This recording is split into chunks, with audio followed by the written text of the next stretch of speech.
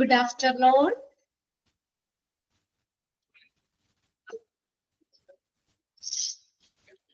ഞാൻ കൂടി ഷെയർ ചെയ്തിരിക്കുന്ന സ്ക്രീൻ ക്ലിയർ അല്ലേ നിങ്ങൾക്ക്? ഇപ്പൊ ഫസ്റ്റ് ക്ലാസ്സിൽ നിഷ മാം ഓൾറെഡി നിങ്ങളോട് പറഞ്ഞിട്ടുണ്ടാവും. ഇനിയിപ്പോ ക്ലാസ് എടുക്കുന്നതിന്റെ ഇടയിൽ ജസ്റ്റ് എന്താ പറയാ എന്തെങ്കിലും കട്ടായി പോവോ അങ്ങനെ എന്തെങ്കിലും ഉണ്ടെങ്കിൽ പിന്നെ ക്ലാസ് ഉണ്ടായിരിക്കില്ല കേട്ടോ. പക്ഷെ ഇവിടെ ഇങ്ങനെ മുതലേ കറണ്ടേ ഇല്ല. അപ്പൊ അതുകൊണ്ടാണ്. അപ്പൊ ക്ലാസ് ഇടയ്ക്ക് ബ്രേക്ക് ആവുകയാണെങ്കിൽ പിന്നെ നിങ്ങൾക്ക് ക്ലാസ് ഇല്ല കേട്ടോ.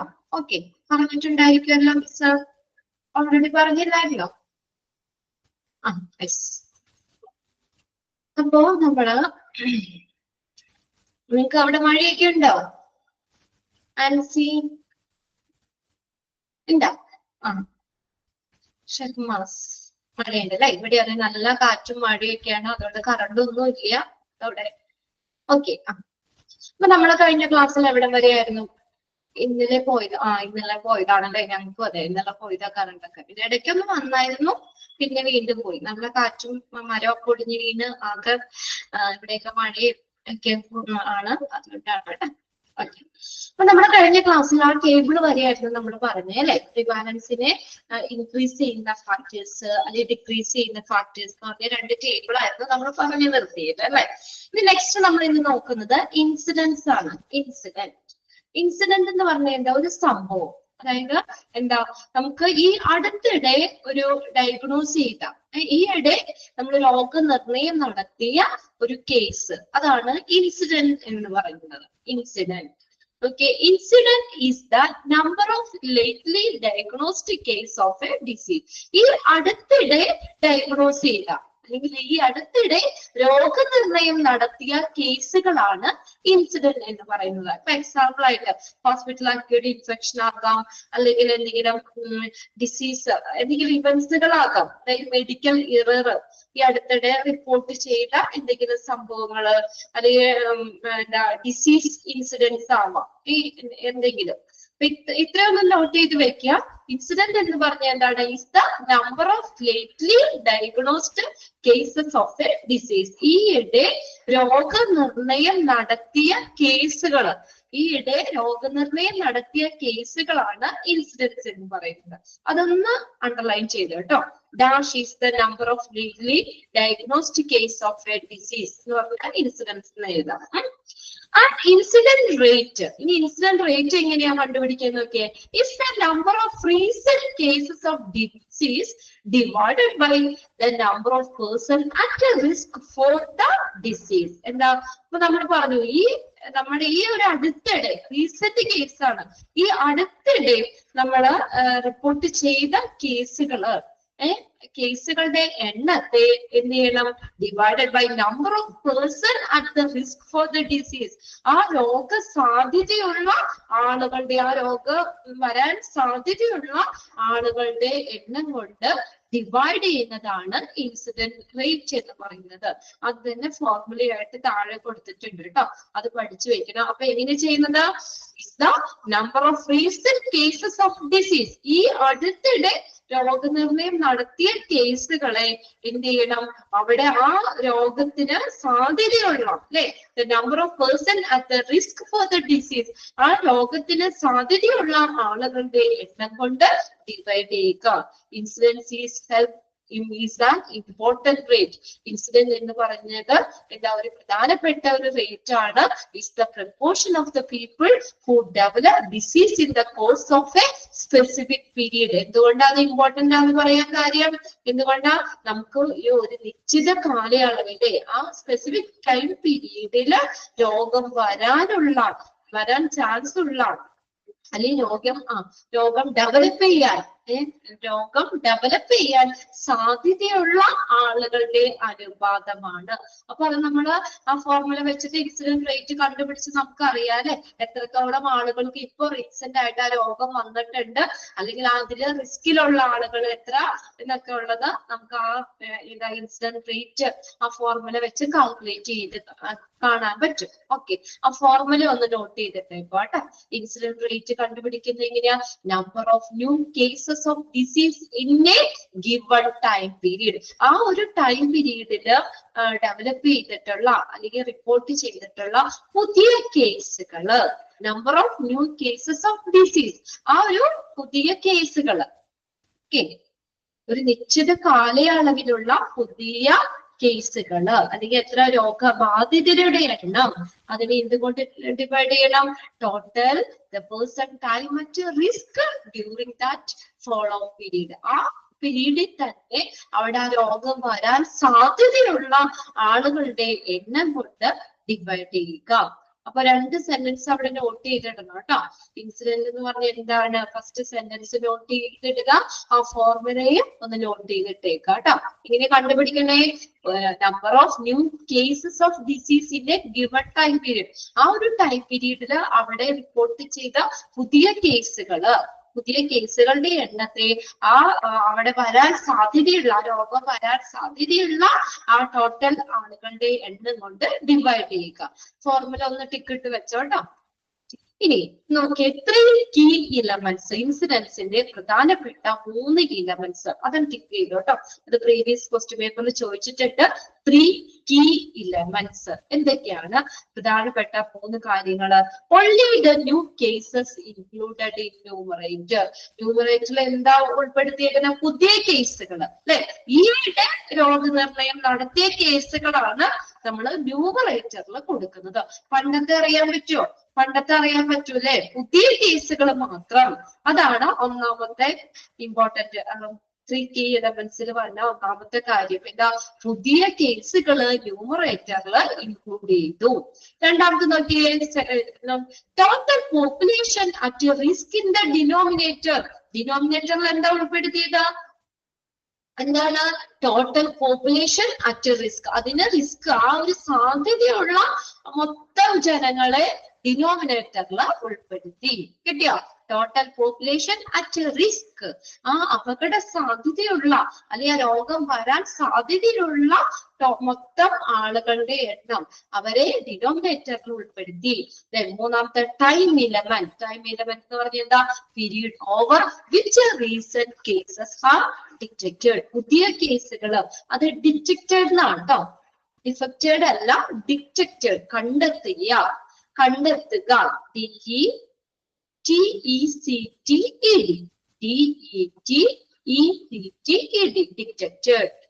പുതിയ ഡിറ്റക്ട് ചെയ്ത സമീപകാല കേസുകള് ഡിറ്റക്ട് ചെയ്ത കാലഘട്ടം ആണ് ടൈം ഇലമെന്റ്. അപ്പൊ അങ്ങനെ 3 ഇലമെന്റ്സ് ആണ് 3 കീ ഇലമെന്റ്സ് എന്ന് പറഞ്ഞ് കൊടുത്തേക്കണേ. പുതിയ കേസുകൾ ന്യൂമറേറ്ററിൽ ഉൾപ്പെടുത്തി, ഡിനോമിനേറ്ററിൽ ആ സാധ്യതയുള്ള ആളുകൾ അല്ലെ, ടോട്ടൽ പോപ്പുലേഷൻ അറ്റ് റിസ്ക്, ആ രോഗം വരാൻ സാധ്യതയുള്ള ആളുകളുടെ എണ്ണം ഡിനോമിനേറ്റർ ഉൾപ്പെടുത്തി.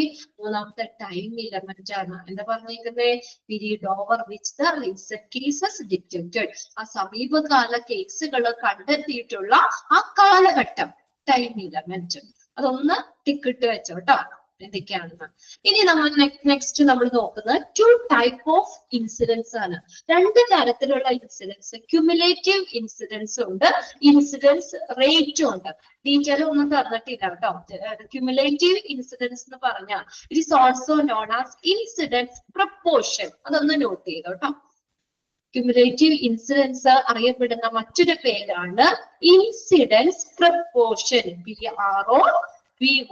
PORTION. ഇൻസിഡൻസ് പ്രപ്പോർഷൻ, IP എന്ന് പറയും. Incidence proportion. രണ്ടാമത്തെയാണ് ഇൻസിഡൻസ് റേറ്റ്. ഇൻസിഡൻസ് പ്രപ്പോർഷനും ഇൻസിഡൻസ് റേറ്റും. ക്യുമുലേറ്റീവ് ഇൻസിഡൻസ് അല്ലെങ്കിൽ ഇൻസിഡൻസ് പ്രപ്പോർഷൻ എന്ന് പറഞ്ഞാല് ഒരു നിശ്ചിത കാലയളവില് ഒരു ജനസംഖ്യയിൽ സംഭവിക്കുന്ന ഒരു നിർദ്ദിഷ്ട സംഭവം, ആ സംഭവത്തിന്റെ സാധ്യത എത്രത്തോളം വരാൻ സാധ്യതയുണ്ട്, ആ സംഭവത്തിന്റെ സാധ്യതയുടെ അളവുകോലാണ് ക്യുമുലേറ്റീവ് ഇൻസിഡൻസ് എന്ന് പറയുന്നത്. ജസ്റ്റ് ഒന്ന് പറഞ്ഞു എന്നുള്ളൂ കേട്ടോ. നമ്മുടെ ടെക്സ്റ്റിൽ അത് ഡീറ്റെയിൽ ഒന്നും തന്നിട്ടില്ല. രണ്ട് തരത്തിലുള്ള ഇൻസിഡൻസ് ഏതാന്ന് മാത്രം പേരൊന്ന് നോട്ട് ചെയ്താൽ മതി കേട്ടോ. ക്യുമുലേറ്റീവ് ഇൻസിഡൻസ് അല്ലെങ്കിൽ ഇൻസിഡൻസ് പ്രൊപ്പോർഷൻ, രണ്ടാമത്തെ ഇൻസിഡൻസ് റേറ്റ്. ക്യുമുലേറ്റീവ് ഇൻസിഡൻസ് എന്ന് പറഞ്ഞാൽ ഒരു നിശ്ചിത കാലയളവില് ഒരു ജനസംഖ്യ സംഭവിക്കുന്ന ഒരു നിർദ്ദിഷ്ട സംഭവങ്ങളുടെ സാധ്യതയുടെ അളവുകോലാണ് ക്യുമുലേറ്റീവ് ഇൻസിഡൻസ്. എന്നാൽ ഇൻസിഡൻസ് റേറ്റ് എന്ന് പറഞ്ഞാൽ എന്താ? ഇൻസിഡൻസ് ഡെൻസിറ്റി എന്നും പറയും. ഒരു നിർദ്ദിഷ്ട കാലയളവില് ഒരു ജനസംഖ്യയിൽ എന്തെങ്കിലും രോഗമോ അല്ലെങ്കിൽ എന്തെങ്കിലും ഒരു അവസ്ഥയോ എത്ര വേഗത്തിൽ സംഭവിക്കുന്നു, അതാണ് ഇൻസിഡൻസ് റേറ്റ് എന്ന് പറയാം. എത്ര വേഗത്തില് സംഭവിക്കുന്നു എന്നതിന്റെ അളവുകോലാണ് ഇൻസിഡൻസ് റേറ്റ്. ഒരു നിർദ്ദിഷ്ട കാലയളവില് ഒരു ജനസംഖ്യയില് എന്തെങ്കിലും രോഗമോ അല്ലെങ്കിൽ എന്തെങ്കിലും അവസ്ഥയോ എത്ര വേഗത്തിൽ സംഭവിക്കുന്നു എന്നതിന്റെ അളവുകോലാണ് ഇൻസിഡൻസ് റേറ്റ് എന്നും പറയുന്നത്. ജസ്റ്റ് ഒന്ന് എന്താണെന്ന് പറഞ്ഞു എന്നുള്ളൂ കേട്ടോ. നിങ്ങൾ രണ്ട് ടൈപ്പ് ഇൻസിഡൻസ് ഏതാന്ന് പേരൊന്ന് നോട്ട് ചെയ്ത് വെച്ചേക്കാം. ഇനി നോക്കിയേ, ക്യാരക്ടറിസ്റ്റിക്സ് എന്തൊക്കെയാണ് ഇൻസിഡൻസിന്റെ സ്വഭാവ സവിശേഷതകള്. Okay, address the question how far the condition is. കണ്ടോ, സ്ഥിതി എത്രത്തോളം, അല്ലെ? എത്രത്തോളം സ്ഥിതി മോശമാണോ കുഴപ്പമില്ലയോ എന്താണ് നമുക്ക് അറിയാൻ പറ്റും, അല്ലെ? അപ്പൊ നമ്മുടെ ഇപ്പോഴത്തെ കേസുകളല്ലേ നമ്മൾ പറഞ്ഞേ, ഈയിടെ രോഗനിർണയം നടത്തിയ കേസുകളാണ് ഇൻസിഡൻസ് എന്ന് പറയുന്നത്. അപ്പൊ ഒരു സ്വഭാവം എന്താണ്, ക്യാരക്ടർ എന്താണ്? Address the question how far the condition is. ആ ഒരു കണ്ടീഷൻ എത്രത്തോളം, അല്ലെ, എന്ന ചോദ്യത്തിന് ഉത്തരം കിട്ടുന്നു. സ്ഥിതി എത്രത്തോളം എന്ന ചോദ്യത്തിന് ഉത്തരം കിട്ടുന്നു. Address the question how far the condition. മനസ്സിലാവുന്നില്ലേ? ഈ ഒരു കണ്ടീഷൻ എത്രത്തോളം ഉണ്ട് എന്നൊരു ചോദ്യത്തിന് ഉത്തരം കിട്ടുന്നു. Okay, a measure of risk of disease but should be for a stipulated time period. രോഗബാധിതയുടെ അളവുകോൽ എന്നാൽ അതെങ്ങനെയായിരിക്കും? ഒരു പ്രത്യേക കാലയളവിലേക്കാണ്. കണ്ടോ, ആ ടൈം കൂടി പറയണ്ട, അല്ലാതെ മൊത്തത്തിലല്ല നമ്മൾ പറയുന്നത്. ഒരു stipulated time period. A measure of risk of disease. ജീവിതകാലം മുഴുവനും അല്ല പറഞ്ഞേക്കുന്നത്. ഇങ്ങനെയാ, a measure of risk of disease. അത് രോഗബാധിതയുടെ അളവുകോൽ എന്ന് പറയുന്നത് എങ്ങനെയായിരിക്കണം? ഒരു നിശ്ചിത കാലയളവിലേക്കായിരിക്കണം. പിന്നെ മൂന്നാമത് നോക്കിയേ, express the risk of having an outcome for a population at the risk not for the single person. കണ്ടോ, ഇതൊരു വ്യക്തിയെ മാത്രമായിട്ടുള്ളതല്ല, ഒരു പേഴ്സണ് വേണ്ടിയിട്ടുള്ളതല്ല, ഒരു പോപ്പുലേഷന്റെ മൊത്തത്തിലാണ് കണക്കെടുക്കുന്നത്. ഒരു പോപ്പുലേഷന്റെ അപകട സാധ്യതയുള്ള ജനസംഖ്യക്ക് ഒരു ഫലം കാണാനുള്ള, ഒരു ഔട്ട്കം കിട്ടാനുള്ള ഒരു കാര്യം, അല്ലെ, ഒരു ഫലം കിട്ടാനുള്ള ഒരു സാധ്യത പ്രകടിപ്പിക്കുന്നു. Express the risk of having an outcome for the population. ഒരു പോപ്പുലേഷന്, ഒരു ജനസംഖ്യക്ക് മൊത്തം ഫലം കിട്ടാനുള്ള ഒരു സാധ്യത കാണിക്കുന്നു. ഒരു സിംഗിൾ ആയിട്ടോ ഓരോ ആൾക്ക് വേണ്ടി മാത്രമുള്ള ഒരു കാര്യമല്ല. Then last നോക്കിയേ, population must be free of disease at the beginning of the study. ആ പഠനത്തിന്റെ ആരംഭത്തില്, ബിഗിനിങ്, തുടക്കത്തില് പോപ്പുലേഷൻ എങ്ങനെയായിരിക്കണം? must be free of disease. ഡിസീസിൽ നിന്ന് ഫ്രീ ആയിരിക്കണം, രോഗവിമുക്തമായിരിക്കണം. ആ പഠനത്തിന്റെ ആ ബിഗിനിങ്ങില്, ആരംഭത്തില് പോപ്പുലേഷൻ, ജനസംഖ്യ എങ്ങനെയായിരിക്കണം? Must be free of disease. ഡിസീസിൽ നിന്നും ഫ്രീ ആയിരിക്കണം. അത്രയാണ് ക്യാരക്ടറിസ്റ്റിക്സ് പറഞ്ഞേക്കുന്നത്. ഇതൊക്കെ ഒന്ന് വെറുതെ വായിച്ചു പോയാൽ മതി കേട്ടോ. അതിനകത്ത് 3 key elements നോട്ട് ചെയ്തിട്ടേക്കാം. ഒരു സ്ഥിതി എത്രത്തോളം എന്ന ക്വസ്റ്റ്യൻ ആൻസർ കിട്ടുന്നു. പിന്നെ അടുത്ത് പറഞ്ഞേക്കുന്നത് ഇതെങ്ങനെയാ? അതൊരു പ്രത്യേക ടൈം പീരീഡിലേക്ക് അല്ല, അല്ലെ? A measure of risk of disease but should be for a stipulated time. രോഗബാധിതയുടെ അളവുകോൽ എന്നാൽ ഒരു നിശ്ചിത ഒരു കാലയളവിലേക്ക് ആയിരിക്കണം. നിശ്ചിത കാലയളവിലേക്ക് ആയിരിക്കണം. എക്സ്പ്രസ് ദ ടൈം മൊത്തത്തിലല്ല എന്നാ ഉദ്ദേശിച്ചേക്കുന്നത്. പിന്നെ അതിന് ആ ഒരു ഔട്ട്കം എന്ന് പറയുന്നത് എന്തിനാണ് എക്സ്പ്രസ് ചെയ്യുന്നത്? ഒരു പോപ്പുലേഷൻ, അപകട സാധ്യതയുള്ള ഒരു പോപ്പുലേഷന് ആണ്. അതിന്റെ ഫലമാണ് അവിടെ പറയുന്ന ഔട്ട്കം, അല്ലാതെ ഒരു വ്യക്തിയിൽ മാത്രമുള്ളതല്ല. പിന്നെ ആ പഠനത്തിന്റെ തുടക്കത്തില് ആ ഉണ്ടായിരിക്കണം പോപ്പുലേഷൻ എങ്ങനെയായിരിക്കണം? ആ ജനസംഖ്യ must be free of disease free ആയിരിക്കണം. ഇനി യൂസസ് ഓഫ് ഇൻസിഡൻസ് ആണ്. ഇൻസിഡൻസിന്റെ ഉപയോഗം. Explain the risk of disease occurrence over time.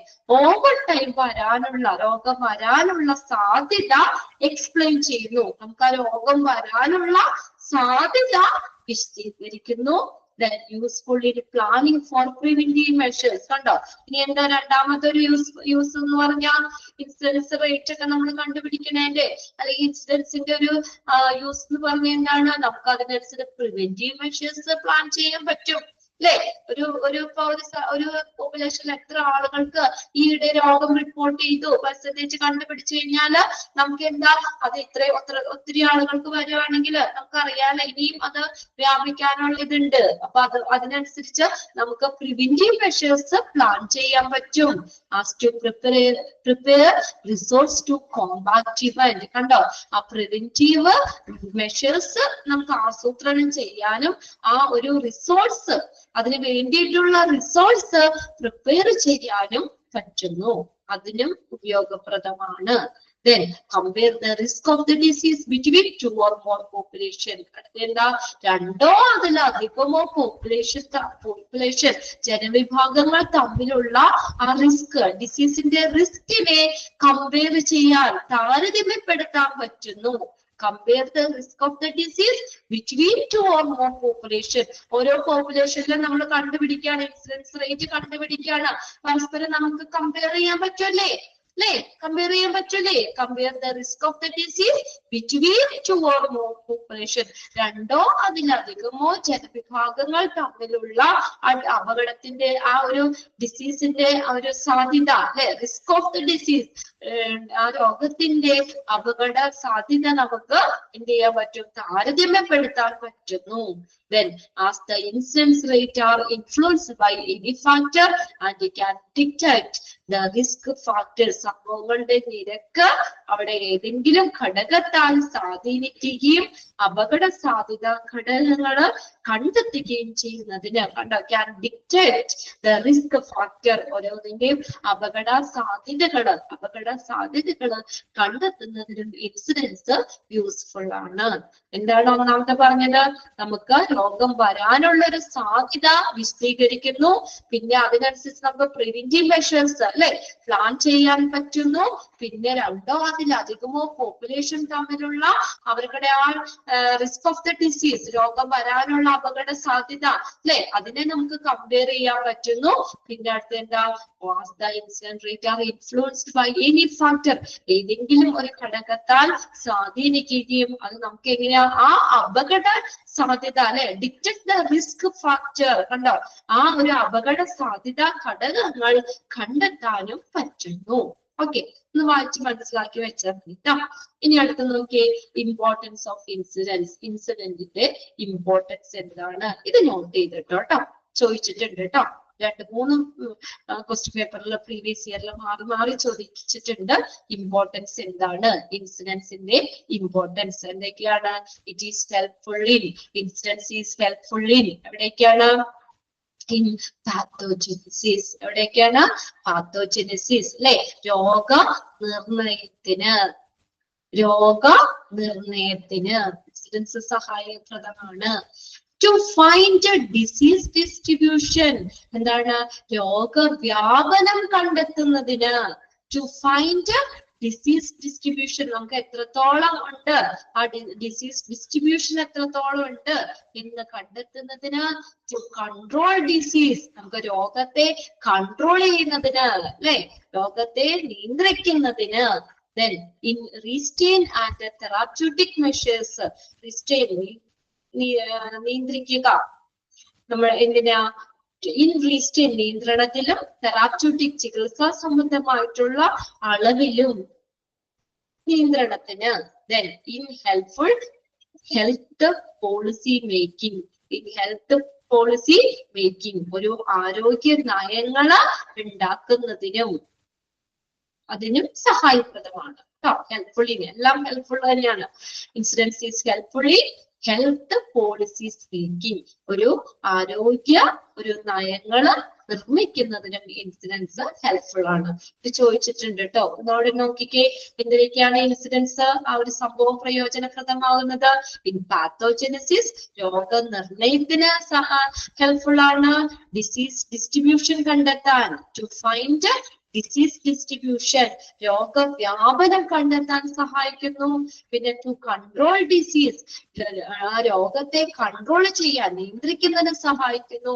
In restrain എന്ന് പറഞ്ഞാൽ നിയന്ത്രണത്തിനും ആൻഡ് തെറാപ്യൂട്ടിക് മെഷേഴ്സ് ചികിത്സാ അളവിനും ചികിത്സാ മെഷർമെന്റ്സിനും എന്താണ് നിയന്ത്രണത്തിനും ഇൻസിഡൻസ് ഹെൽപ്ഫുൾ ആണ്. Then in health policy making ഒരു ആരോഗ്യ നയം ഉണ്ടാക്കുന്നതിനും ഇൻസിഡൻസ് ഹെൽപ്ഫുൾ ആണ്. ഒന്ന് വായിച്ചു നോക്കിയേ.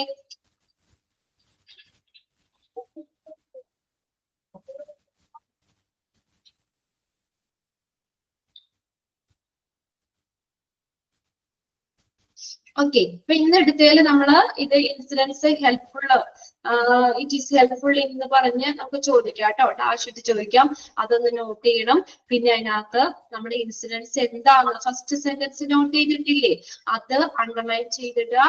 പിന്നെ അതിനകത്ത് ഫോർമുല ഇല്ലേ, ഇൻസിഡന്റ് റേറ്റ് കാണാനുള്ള ഫോർമുല, അത് നോട്ട് ചെയ്തിടുക. 3 key elements നോട്ട് ചെയ്തിടുക. അതോടെ നോക്കിയേ, ഫസ്റ്റ് സെന്റൻസ് നോട്ട് ചെയ്തിടുക. ഈയിടെ രോഗനിർണയം നടത്തിയ കേസുകൾ, അതാണ് ഇൻസിഡൻസ് എന്ന് പറയുന്നത്. ഈയിടെ രോഗനിർണയം നടത്തിയ കേസുകളാണ് ഇൻസിഡൻസ്. ഇൻസിഡന്റ് റേറ്റ് കാണാനുള്ള ഫോർമുല അണ്ടർലൈൻ ചെയ്തിടുക. Number of new cases of disease in a given time period.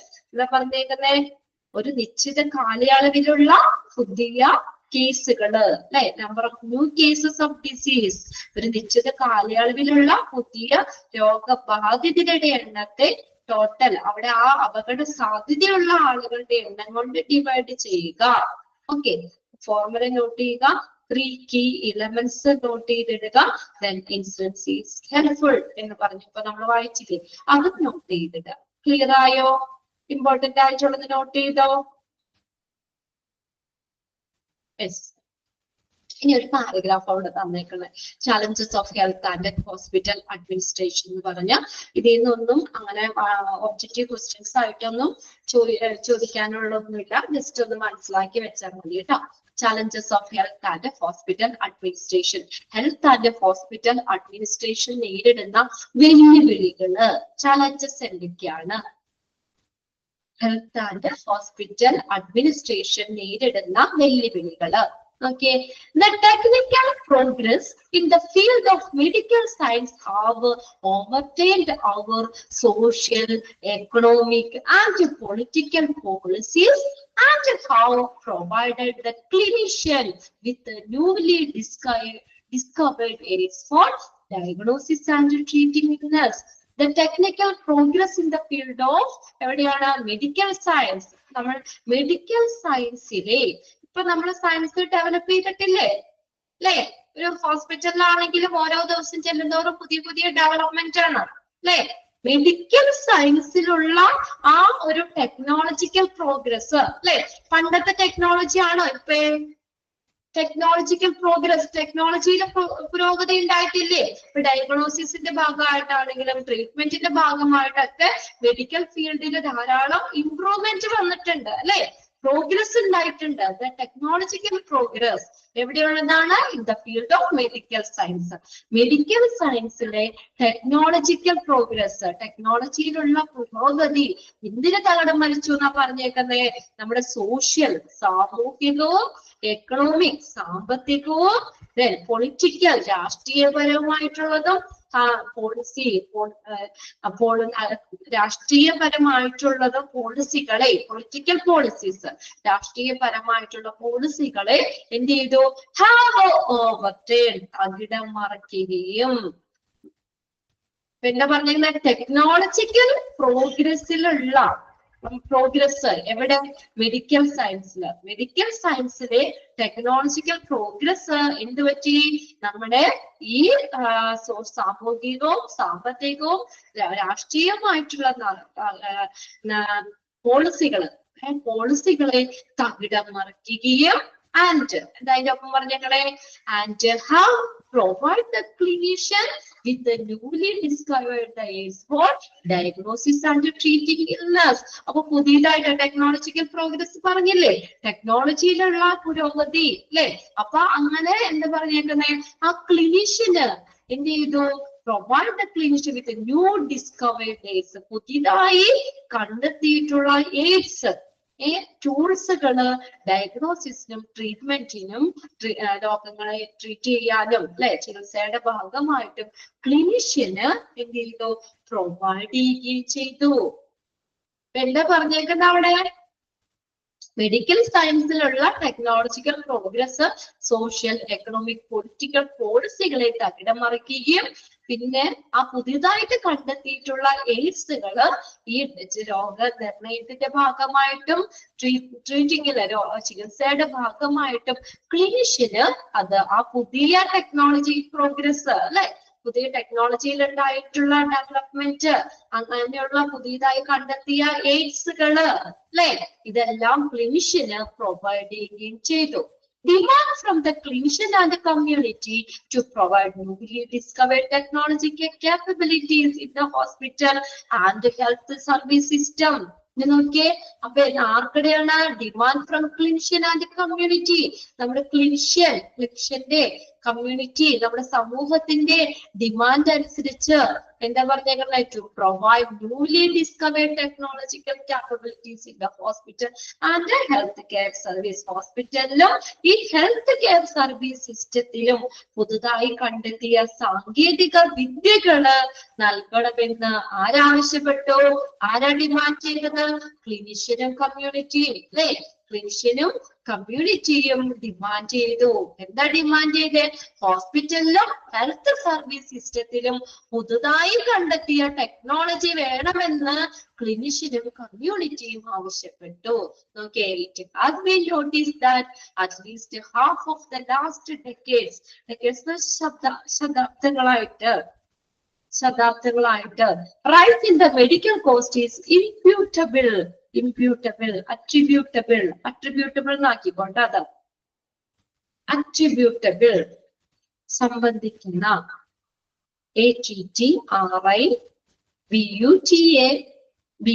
attributable to high technology medicine, especially diagnosis and surgical procedure. കഴിഞ്ഞ ദശാബ്ദങ്ങളായിട്ട് കുറഞ്ഞത് ഒരു പകുതിയോളം മെഡിക്കൽ ചെലവ് ഉയർന്നത് എന്ത് മൂലമാണ്? ഉയർന്നത് എന്തുകൊണ്ടാണ് മെഡിക്കൽ കോസ്റ്റ് വന്നത്? കഴിഞ്ഞ കുറച്ച് നാളുകളായിട്ട്, കഴിഞ്ഞ ശതാബ്ദങ്ങളായിട്ട് മെഡിക്കൽ കോസ്റ്റ് ഉയർന്നതിന് എന്ത് കാരണമാണ്? ടെക്നോളജി, ഹൈ ടെക്നോളജി മെഡിസിനിലെ ഉയർന്ന സാങ്കേതിക വിദ്യകളുടെ മെഡിസിന്റെ especially the diagnostic and surgical procedure, പ്രത്യേകിച്ച് ഡയഗ്നോസിസ് രോഗനിർണയത്തിനും സർജിക്കൽ പ്രൊസീജിയറിന് നമുക്കറിയാം. ഇപ്പൊ പണ്ടത്തെ സർജിക്കൽ പ്രൊസീജിയർ ആണോ ഇപ്പൊ ചെയ്യുന്നേ? ആണോ? പണ്ടത്തെ പോലെയാണോ? ഇപ്പൊ അധികം ഓപ്പൺ സർജറികളൊന്നും ഇല്ല അല്ലെ. കീബോർഡ് കുറെ ഡെവലപ്മെന്റ് മാറ്റങ്ങൾ വന്നിട്ടുണ്ട് സർജിക്കൽ പ്രൊസീജിയറിലാണെങ്കിലും അല്ലെ. എസ്പെഷ്യലി ഡയഗ്നോസിസിലാണെങ്കിലും രോഗനിർണയത്തിനും പണ്ടത്തെ ടെക്നോളജി ആണോ നമ്മൾ ഉപയോഗിക്കുന്നേ? അല്ലെ, ആണോ? ഇപ്പൊ നമ്മൾ ഇപ്പോഴും എന്താ ഡയഗ്നോസിസ് രോഗനിർണയം പല രോഗങ്ങൾ കണ്ടുപിടിക്കുന്നതിനും പിന്നെ സർജിക്കൽ പ്രൊസീജിയറിലും ഒക്കെ എന്താ ഇത് മെഡിക്കൽ കോസ്റ്റ് ഉയരാൻ കാരണമായി ഈ ഒരു ഇംപ്രൂവ്മെന്റ് ഹൈ ടെക്നോളജി, ഉയർന്ന സാങ്കേതിക വിദ്യകള് അല്ലെ, പ്രത്യേകിച്ച് ഡയഗ്നോസ്റ്റിക്കില് അല്ലെങ്കിൽ സർജിക്കൽ പ്രൊസീജിയറിൽ ഉണ്ടായ ചെലവ് എന്ത് ചെയ്തു? അത് ആ മെഡിക്കൽ കോസ്റ്റ് ഉയരാൻ കാരണമായി. നിങ്ങൾക്കറിയാം, നമുക്ക് പണ്ട് ഇപ്പൊ ഒരു ഡയഗ്നോസിസ് നമ്മൾ എന്തെങ്കിലും രോഗനിർണയത്തിന് നമ്മുടെ ലാബിൽ ഇപ്പൊ വന്ന ബില്ല് ഇപ്പത്തെ പണ്ടത്തെ വ്യത്യാസമില്ലേ അല്ലെ? ഒരു എക്സ്റേ എടുക്കണോ സ്കാൻ ചെയ്യണ ആ റേറ്റ് വ്യത്യാസമില്ലേ? എന്താ ടെക്നോളജി ഡെവലപ്പ് ചെയ്തു. പണ്ടത്തെ രീതിയിലല്ല. പണ്ടെന്ന് പറഞ്ഞു കഴിഞ്ഞാൽ അത്രയും ഇതൊന്നും ഉണ്ടായിരുന്ന അഡ്വാൻസ്ഡ് ആയിരുന്നില്ല അല്ലെ? അപ്പൊ പൈസ കുറവായിരുന്നു. എന്നാൽ ഇപ്പൊ ടെക്നോളജി ഡെവലപ്പ് ചെയ്തതോടുകൂടി മെഡിക്കൽ കോസ്റ്റില് എന്തുണ്ടായി? ഉയർന്ന വർധനവുണ്ടായി. In spite of the high cost. അപ്പൊ ഈ ഉയർന്ന ചെലവുകൾക്കിടയിലും എന്താ? The commercial firms and cooperative bodies are launching the state of the hospital with the newest medical technology with economic return and increasing. അപ്പൊ ഇങ്ങനെ മെഡിക്കൽ കോസ്റ്റ് കൂടി എന്ന് പറഞ്ഞുകൊണ്ട് ആരെങ്കിലും അനങ്ങാതിരിക്കണ്ടോ? അപ്പൊ അവിടെ എന്ത് ചെയ്തു? മെഡിക്കൽ കോസ്റ്റ് ഉയർന്ന ഈ മെഡിക്കൽ ചിലവുകൾക്കിടയിലും കൊമേഴ്ഷ്യൽ വാണിജ്യ സ്ഥാപനങ്ങളും കൊമേഴ്ഷ്യൽ ഫേംസ് വാണിജ്യ സ്ഥാപനങ്ങളും കോപ്പറേറ്റീവ് ബോഡീസും എന്ത് ചെയ്യാൻ തുടങ്ങി? പുതിയ മെഡിക്കൽ ടെക്നോളജി ഉപയോഗിച്ചുകൊണ്ട് തന്നെ കുറച്ചും കൂടി സാമ്പത്തിക ലാഭത്തോടുകൂടി ഹോസ്പിറ്റല് ആരംഭിക്കാൻ തുടങ്ങി അല്ലെ? ഹോസ്പിറ്റലിന്റെ അവസ്ഥ ആരംഭിക്കുകയും അല്ലെങ്കിൽ അത് കുറച്ചും കൂടി വർദ്ധിപ്പിക്കാൻ തുടങ്ങി. ടെക്നോളജി ഡെവലപ്പ് ചെയ്തു. അതിനനുസരിച്ച് അവർക്ക് കിട്ടുന്ന ഇൻകം കൂടുതലല്ലേ അല്ലെ? അപ്പൊ അതുകൊണ്ട് ഇപ്പൊ നമുക്കറിയാം, പണ്ട് നമ്മുടെ സിറ്റിയിൽ ഒരു ഹോസ്പിറ്റലുള്ളെങ്കിൽ ഇന്ന് അവിടെ ഒരു 5 ഹോസ്പിറ്റലെങ്കിലും ഉണ്ട് അല്ലെ? പ്രൈവറ്റ് ഹോസ്പിറ്റലുകളൊക്കെ ആണെങ്കിൽ ഉണ്ട് അല്ലെ? എന്തുകൊണ്ടാ? അത്രയും ഡിമാൻഡാണ് ഇന്ന്. ഡിമാൻഡാണ്. അതിനനുസരിച്ചൊക്കെ നല്ല ലാഭമുള്ള ഒരു ശരിക്കും ഒരു ബിസിനസ് ആണ്. താഴെ സെക്ഷനിൽ അങ്ങനെ പറയുന്നുണ്ട് കേട്ടോ അവിടെ. അപ്പൊ നോക്കിയേ, അപ്പൊ ഈ ഉയർന്ന ചെലവുകൾക്കിടയിലും വാണിജ്യ സ്ഥാപനങ്ങളും കോപ്പറേറ്റീവ് സ്ഥാപനങ്ങളും ഒക്കെ എന്താ? പുതിയ മെഡിക്കൽ ടെക്നോളജി ഉപയോഗിച്ചിട്ട് തന്നെ സാമ്പത്തിക ലാഭത്തോടുകൂടി ഹോസ്പിറ്റലിന്റെ അവസ്ഥ എന്ത് ചെയ്യുന്നു? ആരംഭിക്കുകയും അത് വർദ്ധിപ്പിക്കുകയും ചെയ്തു. This proves that ഇതെന്താ തെളിയിച്ച്? growing length of the healthcare awareness among the people and the utilization of such services by the people from the private sectors too. ഇത് ജനങ്ങൾക്കിടയിൽ എന്താ ഇപ്പൊ പണ്ടത്തെ പോലെയാണോ? ഹെൽത്ത് കെയർ അവയർനെസ് കൂടിയില്ലേ? നമുക്ക് ആളുകൾക്ക് അറിയാം ഇല്ല എന്റെ രോഗമാണ്, അതിന് എന്ത് മരുന്നാണ്, ഇത്ര രൂപ പൈസയാവും എന്നുള്ളൊക്കെ ഒരു ഹെൽത്തിനെ കുറിച്ച് ഒരു ആരോഗ്യത്തെ കുറിച്ചുള്ള ഒരു അവയർനെസ് ആളുകളുടെ ഇടയിൽ കൂടി അല്ലേ? ഹെൽത്ത് കെയർ അവയർനെസ് വളരുന്നതിനും സ്വകാര്യ മേഖലയിൽ പ്രൈവറ്റ് സെക്ടറിലുള്ള സ്വകാര്യ മേഖലയിൽ നിന്നുള്ള ആളുകള് അത്തരം സേവനങ്ങള് പ്രയോജനപ്പെടുത്തുന്നുണ്ടെന്നും ഇത് തെളിയിക്കുന്നു. This proves that growing level of healthcare awareness among the people and utilization കണ്ടോ ഉപയോഗപ്രദം ആക്കാൻ തുടങ്ങി such services by the people from the private sectors too. അപ്പൊ ഡിമാൻഡ് കൂടി അല്ലെ? പൈസ കൂടിയോടുകൂടി പ്രൈവറ്റ് സെക്ടറിലുള്ള ആളുകളും കൂടി അത് ആ സർവീസുകള് പ്രയോജനപ്പെടുത്താൻ തുടങ്ങി. It shows that there is increasingly more and more supremacy by the consumer rather than providers or procedure in medical practice. ആ ഒരു സെന്റൻസ് ഒന്ന് നോട്ട് ചെയ്തേരെ കേട്ടോ. Okay, it shows that ഇതെന്താ കാണിക്കുന്നേ? There is increasingly more and more supremacy. ആർക്കാണ് മേൽക്കോയ്മ കൊടുക്കേണ്ടത്? ആർക്കാണ്? Consumer rather than providers. അല്ലെ? കൺസ്യൂമറിനാണ്. പ്രൊസീജിയറിനെക്കാളും നമുക്ക് പ്രൊസീജിയറിനെക്കാളും കൺസ്യൂമറിനാണ് സുപ്രമസി കൊടുക്കേണ്ടത്.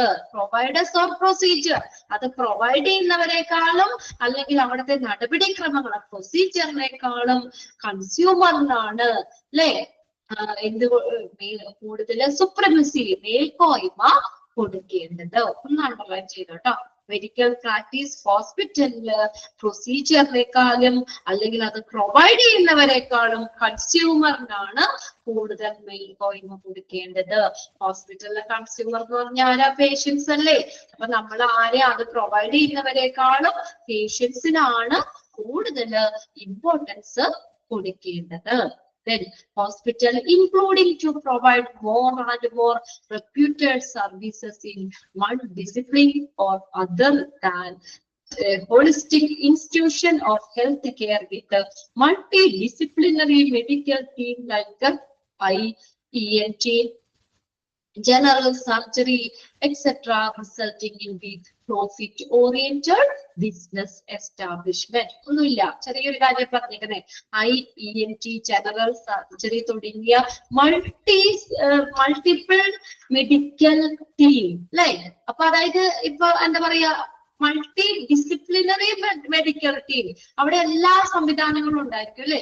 ഒരെണ്ണം സ്പെഷ്യലൈസ്ഡ് അല്ല അല്ലെ, എല്ലാനും ഉണ്ടായിരിക്കും. അതാണ് മൾട്ടി ഡിസിപ്ലിനറി മെഡിക്കൽ ടീം എന്ന് പറയുന്നത്. ഏത്? IENT, ജനറൽ സർജറി പോലെയുള്ള multi disciplinary health medical team ഉള്ള ഒരു ഹോളിസ്റ്റിക് ഇൻസ്റ്റിറ്റ്യൂഷനേക്കാൾ, ഏതിനേക്കാളാ? IENT, ജനറൽ സർജറി തുടങ്ങിയ മൾട്ടി ഡിസിപ്ലിനറി മെഡിക്കൽ ടീം ഉള്ള ഒരു ഹോളിസ്റ്റിക് ഇൻസ്റ്റിറ്റ്യൂഷനേക്കാൾ ഏതാണ്? ഒരു വിഭാഗത്തിലോ അല്ലെങ്കിൽ മറ്റു ശ്രദ്ധ കേന്ദ്രീകരിക്കുന്ന ആശുപത്രികൾ ഉൾപ്പെടെ എന്താണ്? അതൊരു എന്തായി മാറുന്ന പറഞ്ഞേക്കണേ? Profit oriented business establishment. അതൊരു പ്രോഫിറ്റ്, ലാഭം അടിസ്ഥാനമാക്കിയുള്ള ഒരു ബിസിനസ് സ്ഥാപനമായി മാറും. അങ്ങനെ വരുമ്പോൾ അതെന്താ? ഒരു ഹെൽത്ത് ആൻഡ് ഹോസ്പിറ്റൽ അഡ്മിനിസ്ട്രേഷൻ നേരിടുന്ന വെല്ലുവിളിയല്ലേ? പ്രോഫിറ്റിന് മാത്രം നമ്മൾ കേന്ദ്രീകരിച്ചത്. നമ്മൾ പ്രോഫിറ്റിനേക്കാൾ നമ്മൾ പേഷ്യൻസിനല്ലേ കൂടുതൽ ശ്രദ്ധ കാര്യങ്ങൾ കൊടുക്കേണ്ടത്. നല്ല ക്വാളിറ്റി സർവീസ് കൊടുക്കണം അല്ലേ? എല്ലാം ചെയ്യേണ്ടത്. അപ്പൊ ഇങ്ങനെ എന്താ പറഞ്ഞേക്കണേ?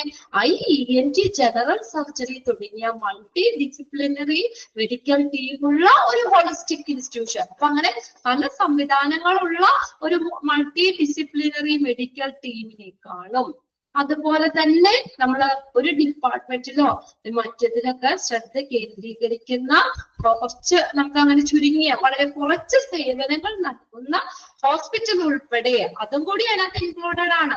ഹോസ്പിറ്റൽ ഉൾപ്പെടെ അത് എന്തായി മാറും? എന്തായി മാറും? ഒരു പ്രോഫിറ്റ് ഓറിയന്റഡ് ബിസിനസ് സ്ഥാപനമായി മാറും അല്ലെ? പ്രോഫിറ്റ് ഓറിയന്റഡ് ബിസിനസ് എസ്റ്റാബ്ലിഷ്മെന്റ്, അത് ലാഭം മാത്രം നോക്കിയുള്ള അല്ലെ ബിസിനസ് സ്ഥാപനമായി മാറും. നിങ്ങൾക്ക് അറിയാലോ, ഇപ്പൊ നമ്മൾ ഹോസ്പിറ്റലിൽ ചെന്ന് കഴിഞ്ഞാൽ സർവീസ് മാത്രമാണോ? സർവീസ് മാത്രമാണോ? നമുക്ക് ആ ഓരോന്നിന്റെ ബില്ല് വരുമ്പോ അറിയാലേ, നമ്മൾ പറയൂലേ ലാഭം മാത്രം മതി, അല്ലെങ്കിൽ ഒരു പ്രോഫിറ്റ് ആണ്, ഒരു ബിസിനസ് ആണ് ശരിക്കും. ഇപ്പോൾ നമ്മള് പേഷ്യൻസിന് കെയർ കൊടുക്കുന്നു, അതിനുപരിയായിട്ട് എന്താ പറയാ, ഒരു ബിസിനസ് ഇത് മൈൻഡാണ്. നിങ്ങൾക്ക് തന്നെ അറിയാലോ, പണ്ട് നമ്മൾ ടെസ്റ്റ് ചെയ്യാൻ പോയപ്പോൾ ഉള്ള പൈസയാണ് ഇപ്പേ. കാര്യം ടെക്നോളജി ഡെവലപ്പ് ചെയ്തതിന്റെ അനുസരിച്ച് കുറച്ച് ഇമ്പ്രൂവ്മെന്റ് ഉണ്ടാവും. എങ്കിലും ഓരോ കാര്യത്തിനും ഇപ്പൊ വേണ്ട ഡോക്ടറിനെ കൺസൾട്ട് ചെയ്യണേന്, അത് നമ്മൾ രജിസ്റ്റർ ചെയ്യണേന് തന്നെ നോക്കി പണ്ടത്തെ ഫീസ് ആണോ ഇപ്പൊ? ആണോ? ഇതെല്ലാം എന്തിലേക്ക് എത്തി? അങ്ങനെ പല മൾട്ടി ഡിസിപ്ലിനറി മെഡിക്കൽ ടീമുള്ള ഒരു ഇൻസ്റ്റിറ്റ്യൂഷനേക്കാളും, അല്ലെങ്കിൽ വളരെ കുറഞ്ഞ സേവനങ്ങൾ നൽകുന്ന ഒരു സ്ഥാപനത്തെക്കാളും ഒക്കെ എന്തായി മാറിയത്? ശരിക്കും ഒരു പ്രോഫിറ്റ് ഓറിയന്റഡ് ആയിട്ടുള്ള, ലാഭത്തെ അടിസ്ഥാനമാക്കിയിട്ടുള്ള ഒരു ബിസിനസ് സ്ഥാപനമായി മാറി. അങ്ങനെ വരുമ്പോൾ എന്താണ്? അത് ഹെൽത്ത് ആൻഡ് ഹോസ്പിറ്റൽ അഡ്മിനിസ്ട്രേഷൻ നേരിടുന്ന വെല്ലുവിളിയാണ്. മനസ്സിലായോ? ഒന്ന് വായിച്ച വെച്ചാൽ മതി കേട്ടോ. ഇതിൽ നിന്നൊന്നും അങ്ങനെ എന്താ പറയാ വൺ വേർഡ് ഒബ്ജക്റ്റീവ് ക്വസ്റ്റ്യൻസ് ചോദിക്കാനില്ല. ജസ്റ്റ് എന്താ ആശയം എന്താ പറഞ്ഞേക്കണേന്നുള്ളത് മാത്രം ഒന്ന് നോട്ട് ചെയ്ത് വെക്കാം. ക്ലിയർ ആയോ? ഒരു ഏകദേശം ഒരു ഐഡിയ കിട്ടിയോ? ഫുൾ ആയിട്ട് മനസ്സിലാക്കാൻ പറ്റിയില്ലെങ്കിലും ഏകദേശം ഒരു ഐഡിയ കിട്ടിയോ?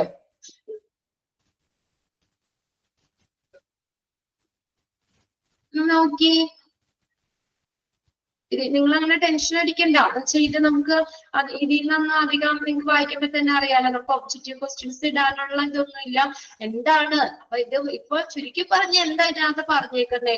പല പല ടെക്നോളജികൾ ഡെവലപ്പ് ചെയ്തതിന്റെ അനുസരിച്ച് എന്താണ് നമുക്ക് അവിടെ ആ മെഡിക്കൽ കോസ്റ്റ് ഉയർന്നു.